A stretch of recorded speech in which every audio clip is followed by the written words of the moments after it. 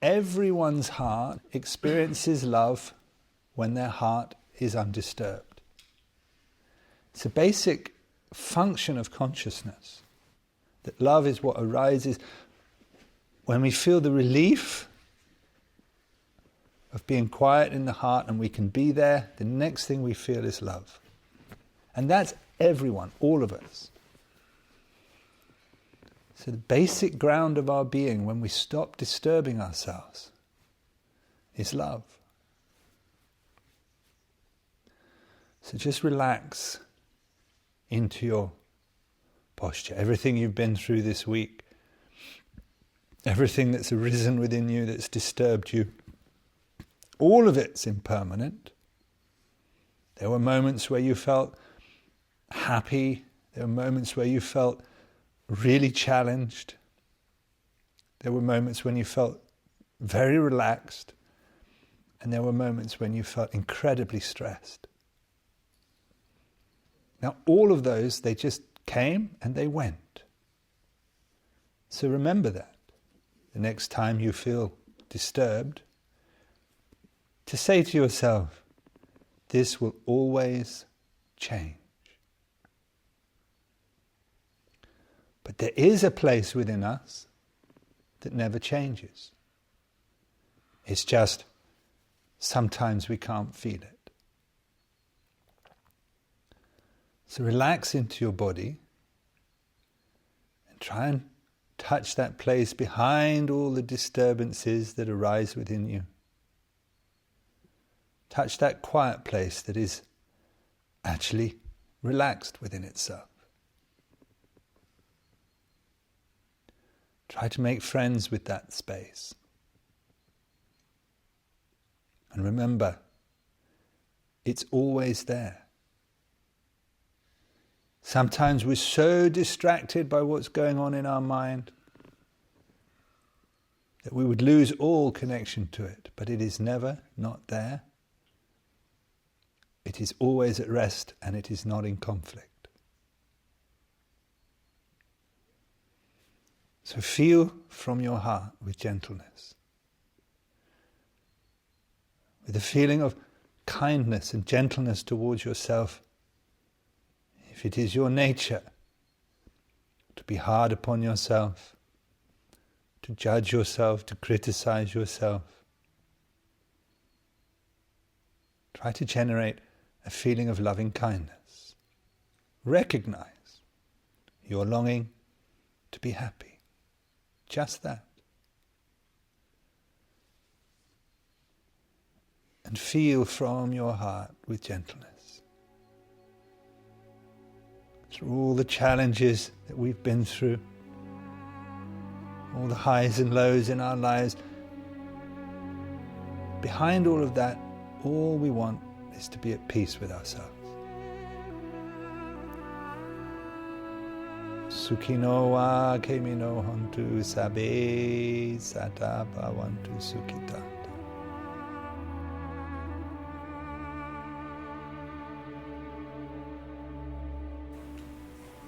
Let's do our meditation.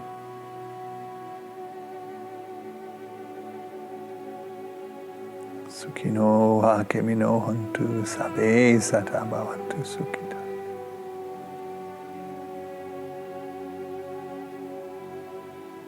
Make reflection to yourself inside 3 times. For this precious life is rare and hard to come by human life.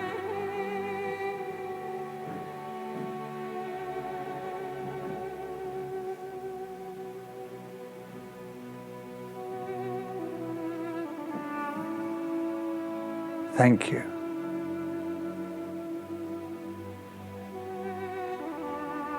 Thank you. Thank you. This consciousness that you are working hard to reclaim is the single most precious thing there is in life.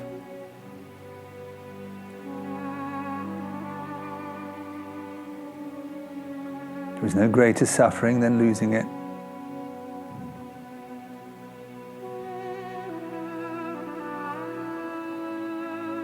So recognize in your heart that you are seeking to reclaim your connection to that which is most sacred in your life. Our capacity to feel the things that make life meaningful. Feel love, feel gratitude and appreciation, compassion and empathy. They all require that our mind is clear and bright, not smothered with ignorance.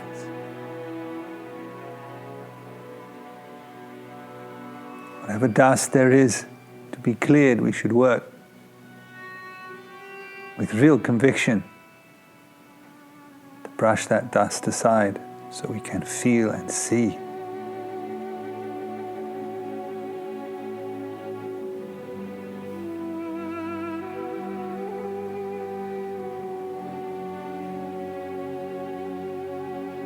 May all beings, in all directions, without exception, come out of suffering and find real peace and happiness.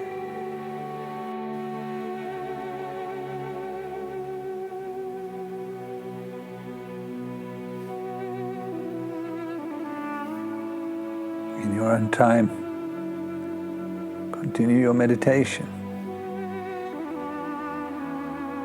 Work deeply within yourself until you can start to feel again the things that you maybe have not felt for a while. Wake up those parts of your consciousness that are sleeping, because those are the parts that really show you how you are, what you should do, how you should be.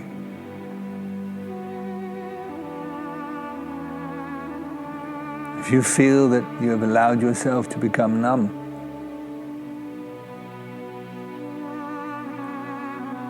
make a very strong determination to overcome that numbness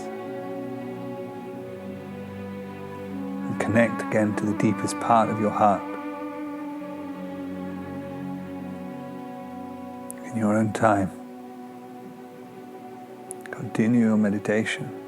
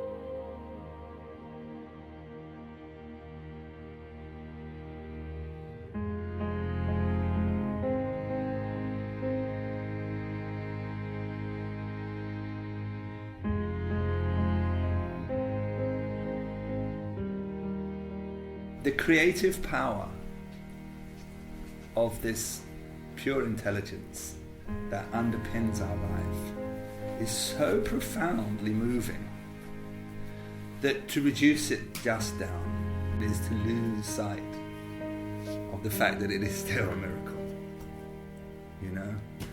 And, you know, that's the heart essence of the whole thing, that it will always be something that will astound you in its beauty.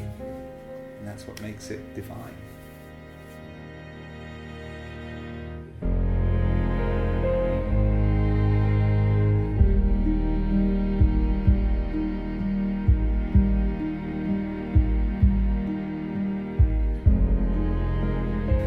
I don't know, this is one of the things that many people grapple with, once we start to fathom things and we break down some of our more limiting ideas of God. Where does that put us? Well, I would suggest that you look out there and you see God in everything.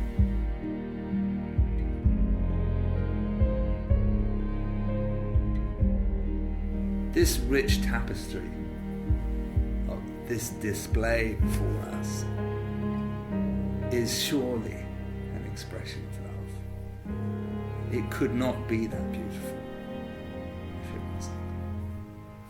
And since we aren't yet particularly skillful in our own expression of love, perhaps hold in the background the idea that something, somewhere, watches over this planet with this unbelievable, unfathomable, unflinching, unfailing, and boundless love.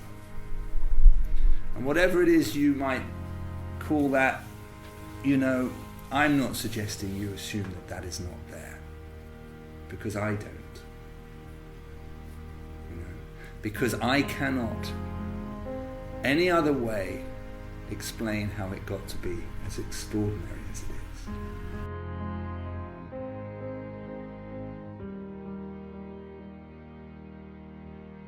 is. What I see out there is love and not knowing it, and that's all there is. And not knowing love is only worthy of compassion. There's no other way that you could possibly look upon another being that doesn't know that. So perhaps reflect upon that.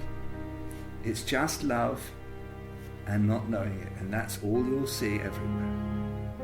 When you look out at nature, you'll see that love expressed.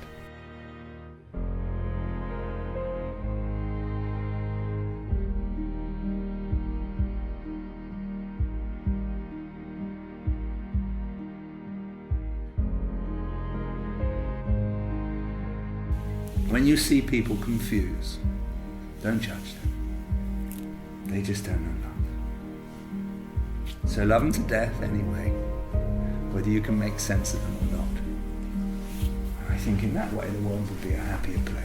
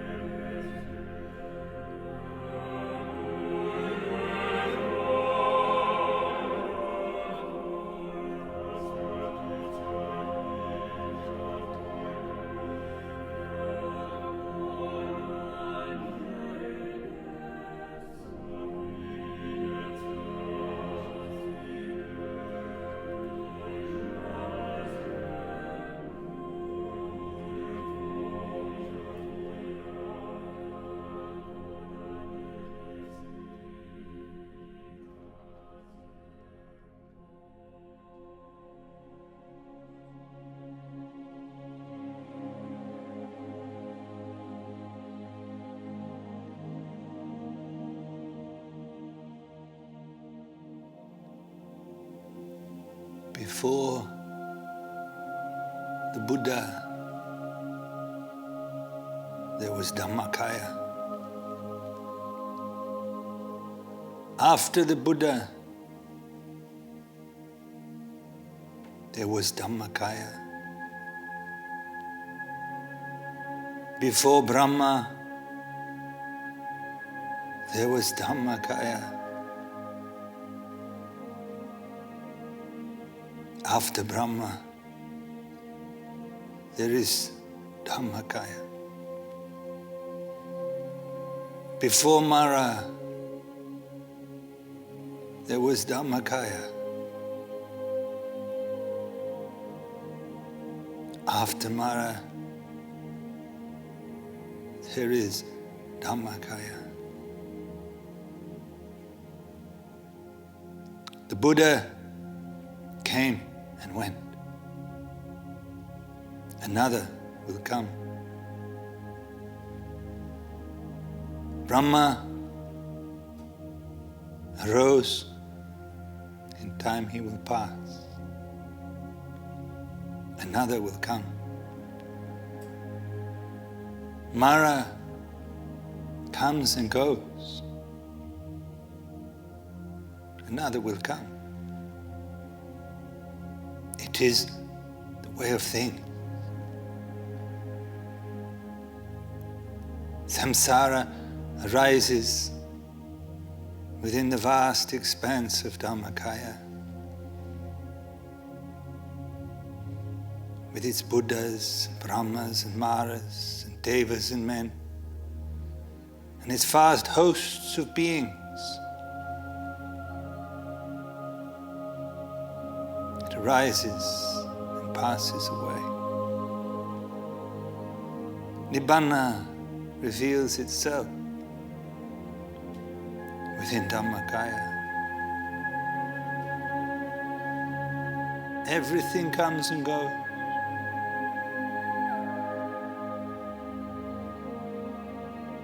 Rising from the vast expanse of Dhammakaya into which it passes away.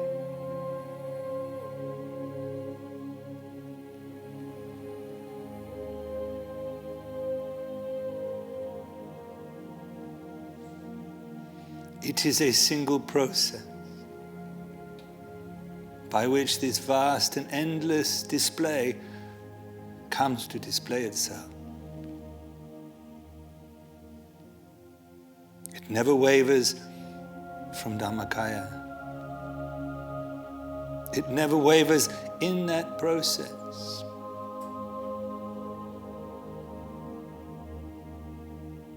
Everything comes and goes.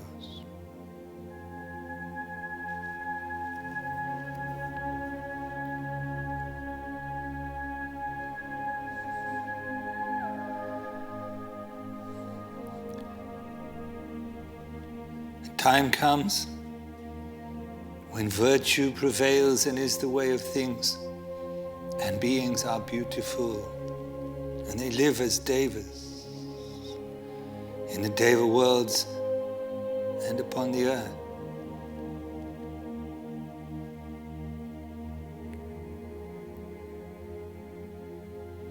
A time comes when the willful pursuit of desire prevails,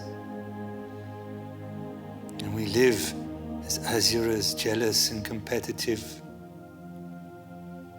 in the deva realms, where there too virtue collapses as it does here on earth. These times, they all come, they all go. It is the way of things. It is always and endlessly in a process of creating itself and resolving itself as suffering or the liberation from it.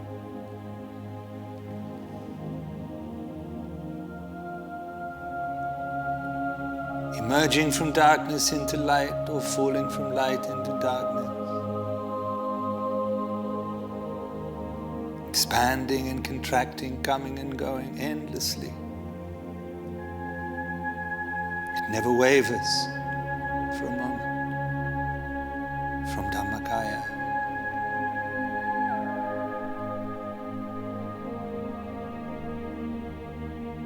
Leave everything to come and go. Rest effortlessly within it. And you will find it to be nothing but an expression of love and the forgetting of it. How could you have anything but love and compassion for that? So neither grasp it nor reject it, for it is the way of things, and you are that.